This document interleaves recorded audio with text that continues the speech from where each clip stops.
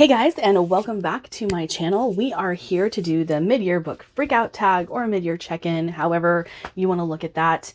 I have been gone for a while simply because my family was going on vacation. We had a lot of stuff to get done, and when I got back, I was extremely exhausted. So we're back, but I wanted to come back with a bang. So usually I do a book haul, but I don't have any books to haul because I've been so busy.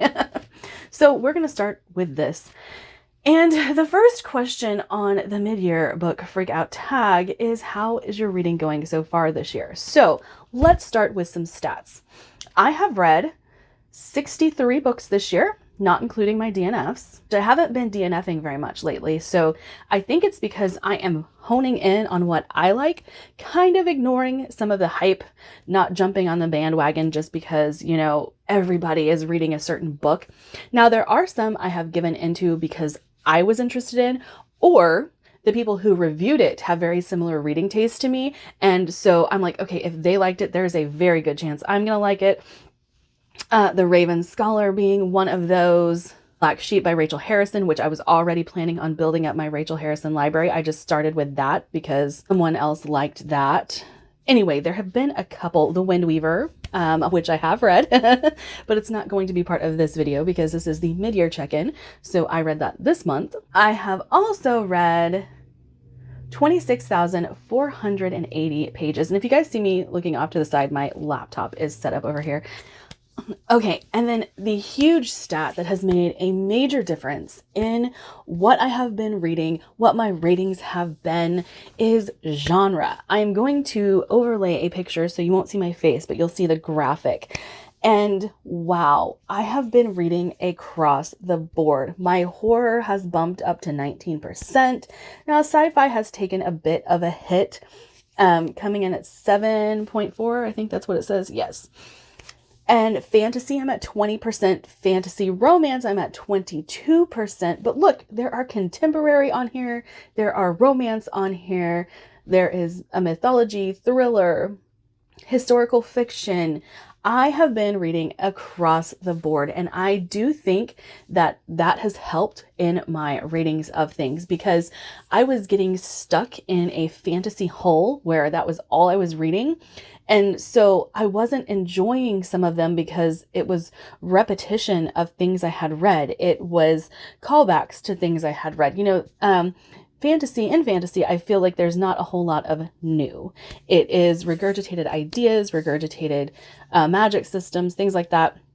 And I'm not saying that I don't like those things. I love them whenever I get invested. I really loved The Silverblood Promise that I read this year, and I'm looking forward to that sequel, which that will be one of the things we talk about later in the video. But I have really loved reading across the board, and I think broadening my horizons reading-wise has really helped me stick with that 4-star average rating because we are still there. We are still at a 4-star average rating. Now, a lot of what I am reading is coming in at a 4.5. And so I don't have a ton of 5 stars. I'll just go ahead and overlay that for you as well so you can see my average ratings. And I would like to point out, I have had 4 2.5s. One of them was fantasy, and the others were me taste testing horror again. I want to figure out what I like in horror because that used to be what I read so much of back in the day. And I walked away from it for a long time. And so I'm rebuilding my horror library. I have been purchasing most from Aardvark, whatever Aardvark is offering. That's what I pick up. And so a couple of them that I picked up earlier in the year, I thought I would like them and I didn't. So that's where that is coming from. I have had some 3 stars. I have had a few 3.5. Now, the reason that my 4s, 4.5s, and 5s are so high is because one of the other things that I have intentionally sought out this year are buzzwords. If a buzzword does not exist in either the synopsis, a review that I've heard, the cover doesn't grab me, it has to have buzzwords in some form on the book in a review or I'm not picking it up. And I have done this to elevate my reading a little bit because I was reading things last year. I didn't feel like I gave into FOMO very much, but I did on some aspects. And I was reading things that other people loved and not what I should be seeking out. And so I ended up kind of switching up how I thought about my own reading and gearing my reading towards what I thought I should be reading instead of what everyone else was reading. Now, have I picked up some hype books? Yes. Have I picked up some popular books? Yes. Will I continue to do so? Yes. But that is not because I'm on the hype train. It's because I actually want to read those books. And a couple of them that are coming up in videos that you will see, you can tell that I did jump on the hype train a bit, but it was because I wanted to read those. Things that come from Book of the Month, I'm very selective. So sometimes I will go back and order books that people are talking about that are getting a lot of buzz from Book of the Month, and then read them at a later month. Like First Time Caller, I just read, and that was because there was so much buzz around B.K. Borson's writing and everything like that. And so I was excited to pick it up, but I didn't pick it up the month that it was offered. I guess that's what I'm getting at. So I'm not jumping on hype trains too much, but if somebody is saying something really great about something that I already had interest in, then I will pick it up. As far as publication years go, I have been sticking to fairly new releases. Most of mine are 2024, 2025. I do have some that are spread out, and I am going to start reading series that I have been wanting to read. And so that stat comes from that. As far as like disability and LGBTQ rep, I don't necessarily seek those things out, but I do enjoy them when I come across them. So my stats on those are actually like fairly average. As far as POC goes, I have picked up more this year than I have in previous years. And then written by men or women or non-binary, I still favor women. I think I always will favor women. Now, as far as nationality goes, it's really hard to break away from American authors. I feel like the publication industry is flooded with American authors, I guess that's what I should say. But they're mostly American at 73%. So I have branched out a bit from American, but it's kind of hard to do. My most read author is Ali Hazelwood, and that number is only going to go up because I have not read the summer book. I'll post an image here. I haven't read that yet, but I have read 64 unique authors this year, which I think is pretty cool. And I have been picking up new to me authors as well. I am not trying to pick up just from people I trust and have read before. But that is how my reading is going so far this year. The next question is going to be the best book that I've read so far in 2025. Now, as you guys can see, I have only had five stars this year. That's it. But I did have a few that were really close, really, really close. And a couple of them were for this month, so I can't talk about those just yet. But I do want to talk about some that should have probably been a 5-star if I hadn't read the previous book. I have two, which I'm going to tie this into best sequel you read so far this year. I have two that hit 4.5 stars. And one of them is A Drop of Corruption by Robert Jackson Bennett. Now, I really love The Tainted Cup. This one reads a little bit slower, and that's why I gave it 4.5 and not 5 stars. But I really enjoy this. I love Anna and Den and their relationship. Den is kind of a cardboard cutout character, but Anna totally makes up for it. It is very much Sherlock and Watson style relationship, the way that the mystery reads and everything like that. Let me get better positioned here. But I love this so much. And I've said before, this is like Attack on Titan meets Sherlock and Watson. And this grows. The world expands. What we're doing in this world expands, and some secrets are on the cusp of being revealed, and I am very excited to see what comes next in this world. And then we have Vilest Things by Chloe Gong. I love this series, guys. This is so unique, so fascinating, fast-paced. It has a romance. It's everything I kind of love in a fantasy romance, but the romance doesn't take forefront in this story, so This is fantasy with a romance in it, not romantasy. And I absolutely love this. I love it so much. I am so excited to see the conclusion of this. I had thought for a long time it was going to be a duology because Chloe Gong has a tendency to write duologies instead of trilogies, but has like body hopping scenarios. This has really cool magic, a really cool world, interesting politics, just everything that I am looking for in a series. And I gave this one 4.5 stars because, again, it slowed down. And I think both of these suffer a little tiny bit from middle book syndrome. Not necessarily that either one of them are bad, but it did slow everything down. Okay, and then a book that I have to shout out in this video is because the buy rep was really great. I was so invested from start to finish. I didn't give this one 5 stars because it didn't have me kicking my feet, giggling about the romance, but it was so well done, so funny, and just such a great break from a lot of the dark stuff that I tend to read. And I'm getting on board with more contemporary romances than I ever used to. And so I do have a few that will be coming up again in other videos, but Unromance by Erin Connor. I loved this. I love this cover. I think this cover definitely gives the vibes of the book, but we have 2 bisexual main characters, and both of them are not necessarily seeking love. They're trying to get away from love. However, she is a romance author, and she is on a time crunch for her new novel, and she doesn't know how to finish it. She's kind of jaded on love at this time and doesn't want to finish the novel because she doesn't believe in love. And then we have an actor who really needs to be jaded on love because he keeps falling into all of the romance tropes, and they have a little one night stand. They knew what they were getting into. That's what they signed up for. And then they meet again. When they meet again, he's like, hey, listen, I know what we had. I know it was just a one night stand, but I need you to ruin romance for me. Take me through all of these tropes and just ruin romance for me. And it is just a goofy, silly, fun time between these two and them trying to ruin romance and realizing those tropes are tropes for a reason. So I absolutely loved this. So let's talk about my 5 stars. So there is one book that sent me down a rabbit hole and had me reading some contemporaries this year, and that is The Wedding People. Now, this was on Best Books of the Year for a lot of people. And I was like, I don't get it. Who wants to read a story about a wedding? Not me. I don't like contemporary stuff. But when I found out that this was about a girl who was going to commit suicide and she was going to do it in an epic way at this hotel, you know, away from everybody and all of these grand plans, and then runs into the bride of this wedding and they spark up a friendship.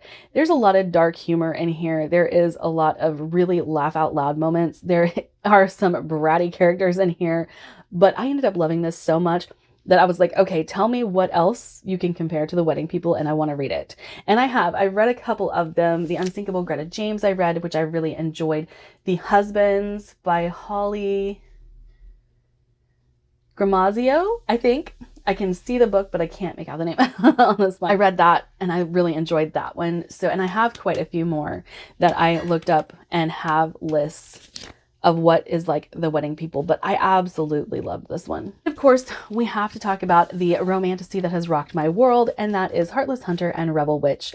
These are 5 stars. I absolutely love this. I talked about in my video when I wrapped up this series that there is a character in here that I relate to a video game character so much, and it is my favorite video game character, and it just happens to be the hero of this book. And so I'm like, okay, I can't get enough of him. I would reread this at any given moment. If you told me I had to reread it, I'd just be like, okay, let's do it. I love this duology. I can't move on without talking about my favorite horror of the year so far, and it is Witchcraft for Wayward Girls by Grady Hendrix. Do I recommend this book? No, I don't. There are so many trigger warnings in this book that I think that everybody who wants to pick it up should look at them, even if you're not triggered, just because it is extensive. There's a lot of horrific things that go on in here, especially because we are talking about young girls who have been removed from society because they are pregnant. There is a lot of horror associated with the pregnancy. There's a lot of horror with how they got pregnant. There's a lot of horror about how they're abused once they get there. It's crazy. And I really, really loved this though, because Grady held nothing back in how horrific these events were and how horrific places like this were. And so I couldn't look away. And it made it so impactful and hard hitting. I really, really loved this one. And then the other 5-star that I gave at the beginning of the year is North is the Night by Emily Rath. I really adored this one. This is folklore gods, 2 girls going up against the gods to find each other again. It's very, very beautiful. And I love the way this is written. It's very much like Catherine Arden or Madeline Miller in the way that it's written. And I cannot get enough of it. It's hard to explain though, because what I've told you is all I can tell you without spoilers. And I don't want to like do a deep dive into this book in a video like this, but it was well worth it. I actually went and purchased myself a beautiful first edition copy because I had the arc of it. So I needed the pretty hardback. Okay, new release you haven't read yet but want to. I'm gonna have to get up and grab them, I think. I just redid my TBR cart, so let's just talk about them. So the Ashfire King, I'm so excited for, but I'm going to have to reread the first book, The Stardust Thief. I loved that first book, and so I'm very excited to get to the sequel. Blood on Her Tongue, I still need to read. I have not read that one yet. When the Wolf Comes Home, dying to read that one. The Starving Saints, The Raven Scholar. Like there's so many. Like I said, just redid my TBR cart to reflect the things that I am excited for. And there's a lot of horror on there, guys. A lot of horror. I'm so very excited to delve back into it. But there is romantasy, there's fantasy, there's a good mix of it on the TBR cart. There's even some contemporary romance on there. There's not a lot of sci-fi, which I feel like I need to remedy and get myself some more sci-fi options. But I'm very, very excited for a lot of what has been coming out in the horror genre. Okay, most anticipated release for the second half of the year. Okay, you guys can probably not see it right now, but there is Tide of Black Steel right there, which I have yet to finish.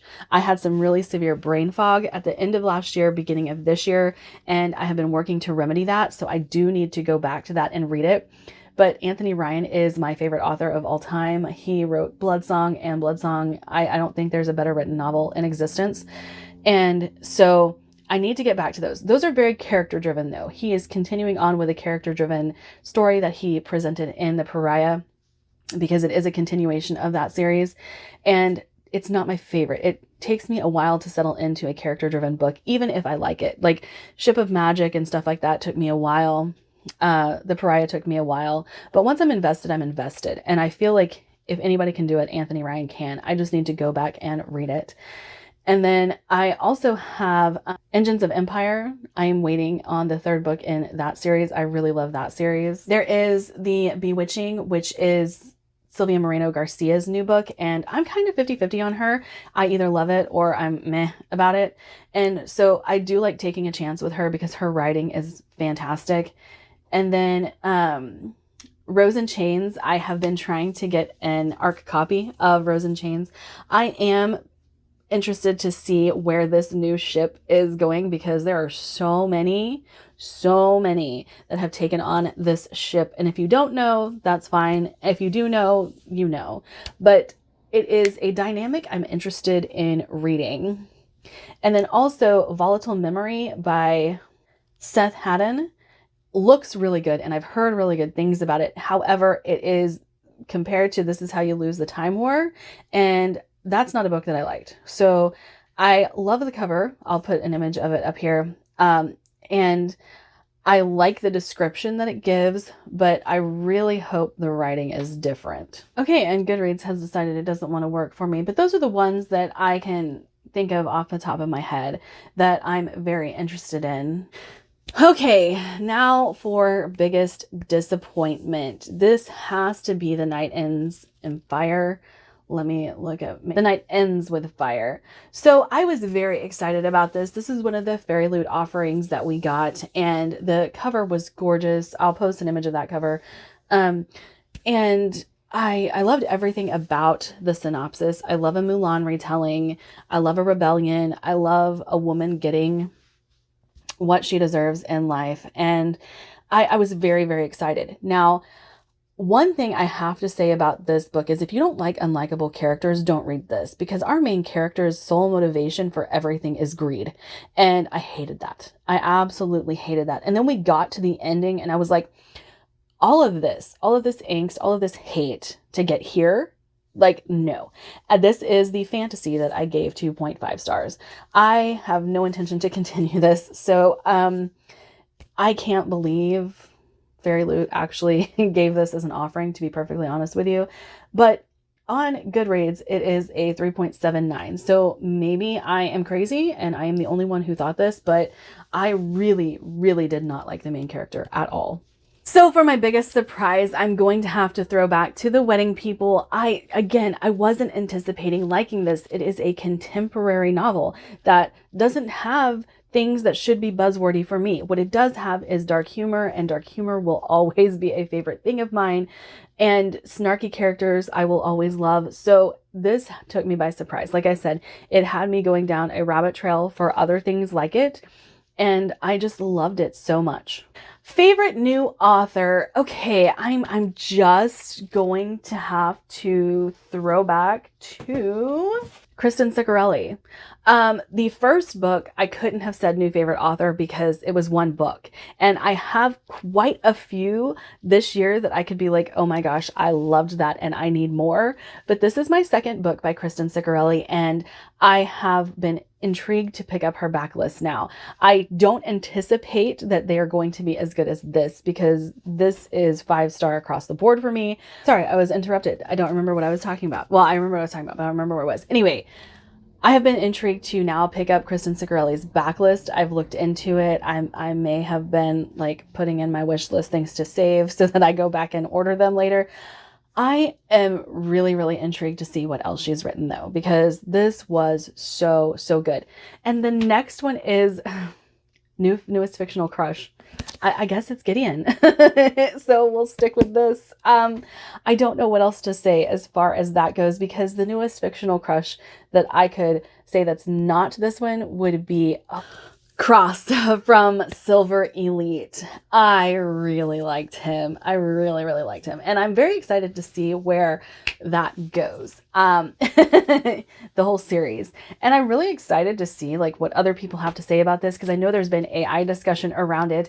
And if you have read the book, one of the things that's at the very end of the book is strict AI, like against AI and stuff like that. So, and the author's note and stuff like that. Well, I don't know if it's the author's note there. Anyway, there were things in there that were like anti-AI. So I don't think this was written by an AI. I just think that this might be a popular author that doesn't want to reveal themselves as being a romantasy author. That's kind of my thoughts on that. I did love Cross, and I might even have a crush on Ren.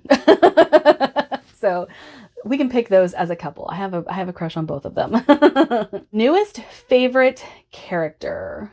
You know, I don't have a good answer for this, and that could possibly be why I haven't had very many 5 stars, because I could say Anna, but I have read Painted Cup, so that wouldn't be a new favorite. That would be a continuing favorite. But as far as like favorite characters, I don't really have one this year. Like I talked about Ren, I talked about Cross, I talked about Gideon. They're favorites of mine, but as far as like a new favorite character, I don't know. A book that made me cry. I have to stand up and get it because I forgot I left it in the floor over there. Okay, that would be The Undermining of Twyla and Frank. And the reason that this book made me cry is there were a couple of things that hit home for me pretty hard. And I don't want to talk about it because that point in my life was devastating for me. And watching Twyla go through some of those things was equally devastating and definitely made me cry. And I have talked to a couple of people who are like, oh, that was hard to read. And I'm like, yes, I don't think to tell other people that this can be hard to read or the content in this could be hard to read if you've gone through some of the things in here. But I have, and my friend who also read it and said those things to me has gone through some of those things. And so this made, this was a 4.5 star for me as well. Now, it's not a 4.5 because of the content that I'm talking about. It is a 4.5 because Friends to Lovers will never work for me like Enemies to Lovers does. It's just not going to. Usually it's too cutesy for me. Now, Twyla and Frank go through quite a bit in this book. So it's not like there was no tension. It's not like there was no bickering and things like that I like from an enemies to lovers. It's just when the romance happens, it happens so fast because they've already been in love with each other. They just wouldn't admit it. And that's what I don't like about friends to lovers. If you're friends, you should be able to talk about that. A book that made me happy. Oh, I have one. Now, this is going to be a book that made me happy for very different reasons than what you might assume, but I loved this and it has got me so excited to start the series Of Sand and Malice, made by Bradley P. Bulau. I think that's how you say it. So at the buy sell trade, I found the entire series and I bought it because I was like, okay, I'm never going to find a better price. And they had the prequel novella as well. So I bought that, read this. I loved this. This was so good. And it's got me very, very excited for the series, like I said. And I want to start it very soon. I actually have a spinner wheel. I meant to put the 12 Kings of Sherikai on, but I did not, apparently. I thought I did. Anyway, I have a spinner wheel vlog coming up soon. I guess there's a spoiler for that. But this got me so excited to read that series, and I have all of the books, so that made me very, very happy. I'm not going to do film to book adaptation. Well, let's just go ahead and talk about one. I have obviously not seen it yet because it is not out, but well, we can talk about two. I'm really excited to watch Mickey 17. I have not read Mickey 7 yet, but I am planning to read Mickey 7 and watch the movie. I probably will vlog about it, but I don't know that I'm going to do an in-depth comparison or anything like that.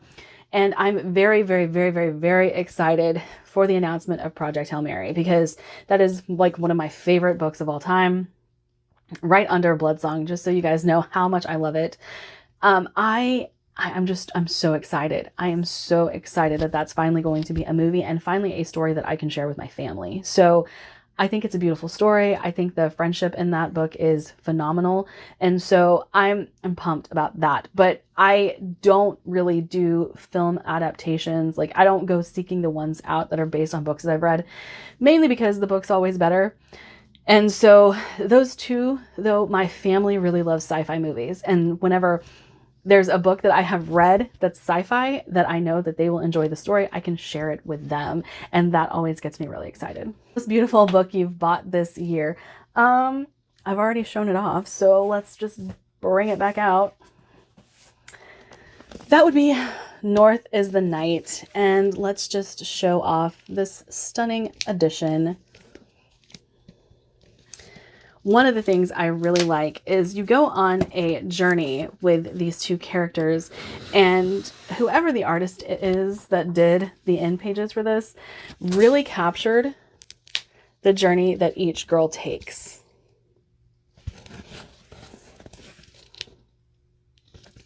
And then, of course, there's the printed on hardcover. It is just absolutely stunning, and I love it.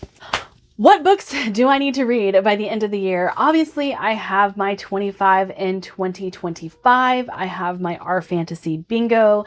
I have my self-destructing books. I will link all of those videos down below if you are interested in seeing what books I still need to tackle. Now, I've done a good job of putting the 25 in 2025 on lists. I've actually got some of the self-destructing books in TBRs. Like I've got them read. There are a lot that I have got read. There's a lot that I still have to read. And the Our Fantasy Bingo won't end until April of next year, but I still would like to make as big of a dent in them as I possibly can.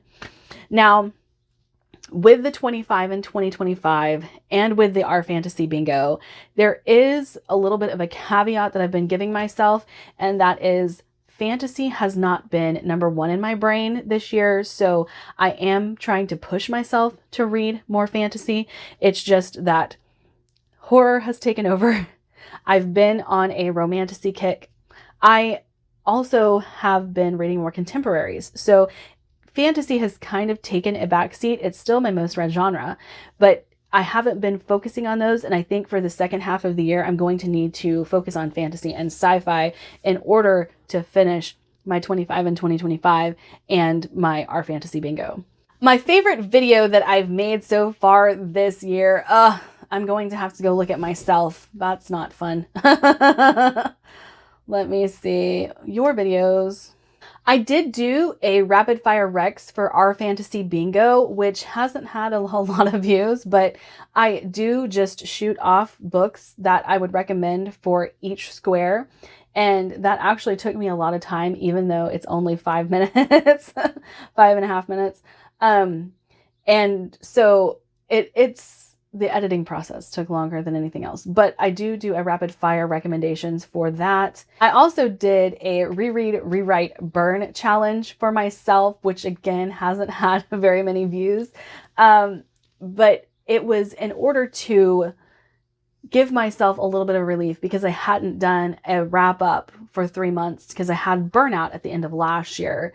And so I wanted to talk about all of the books, but I didn't want to overwhelm anybody with the amount of books that I had read. And it was 3 months. So it was a significant amount of books, but it wasn't like 60 books. It wasn't anything like that. I think it was like 28 or something. And I really enjoyed making that. It was fun. And I will link both of those down below if you guys are interested. Currently, I am working on a video project that I'm very excited about, and I hope people watch it. It's me torturing myself, so please watch it. No, I'm giving authors last chances, and this is to kind of allow myself to pick up a few books that I'm iffy about, but also very interested in. And I have read and either really loved something from that author and then really hated things from that author, or they let me down in the past, or in the case of one, I've never liked anything from this author, but they wrote a book with a premise that I love. And so I would really like to see if it will work for me. Now, I did find out that the one I'm almost certain is not going to work for me is also multiple timelines. Yeah, that's a thing. And I told myself I was going to read it, and I bought it. So I'm going to read it, but that is another ding in its exterior because I just, no, that's not for me. But I'm still very excited about the project. I have already started it, so hopefully you guys will see it in the next couple of weeks. But I am having a little bit of issues with, like, not necessarily brain fog, but I'm exhausted. And so I'll start the audiobook, I'll be listening to it, reading along, and then I'll fall asleep. And it's not the book's fault. It is me. I'm just so tired from everything that I've been doing over the last month. All right, that is it for this video. I hope you guys enjoyed it. I hope you guys found some things that you want to check out. And if you guys would like to follow me on any other platform or join my Patreon, all of that is in a Linktree link down below.